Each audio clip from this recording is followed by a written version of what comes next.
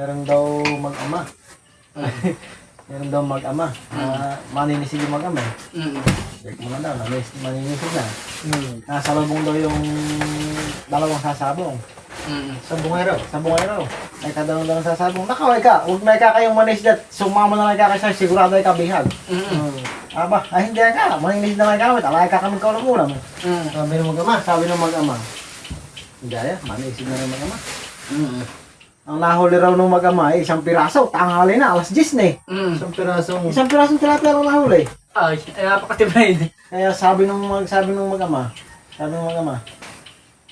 anak Eka iiyak ko na lang muna Eka natin at mamaya na Eka tayo kumain ng may ulam. Magbagtobin niya na muna Eka tayo. Kaya kaya tayo. Nakahigaro sa kubo, kaya saglitan ng kuwan eh. Ay, sakto naman itong mga kuwan na to. Papadating yung mga manabang, talunan. Natalaw. Puro talaw, yung dalawang magsabong na yun. Ay, nakpo. Hindi alam bihag. Alam bihag, alam kadala-dala, ay gutom na gutom daw ka mo ngayon. Sabi nga nun eh. Aray, pwede ba ikaw makainom? Aray, hindi daw ako may kabuhat. Ayaw papasokin ng mag-amay at baka ka lang makikain. Kaya ala daw kami, wag kayo ka nakikibaw. Baka Iisa lang yung huli. ano? Iisa lang nahuli nila eh. Baka ikaw makikain pa yun eh, pero may kain naman daw. Ay, napakakulit daw nung ano, nung magkumpare. Pare ka! Wait!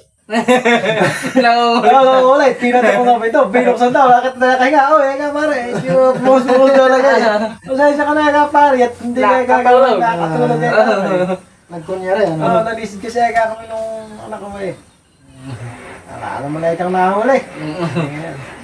Nako, makikinom sana eka kami pare.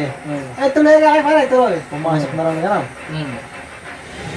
Pagpasok daw na gano'n eh.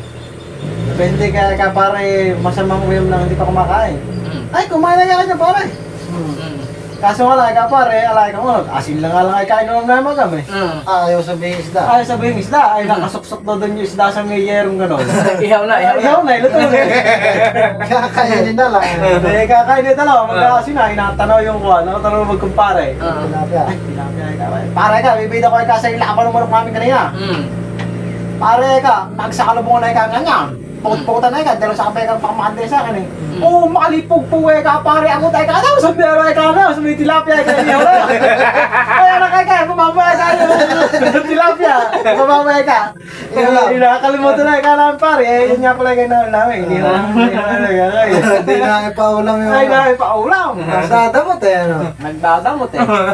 Nakakalahati na rin sa may kuha na yun. Nakakalahati na rin sa may... Kabiyak naman na yun, nagkaparay. Ubus na. Abay, nung bibiling nila, sabi daw na nakay, Itay! Biniling na ka!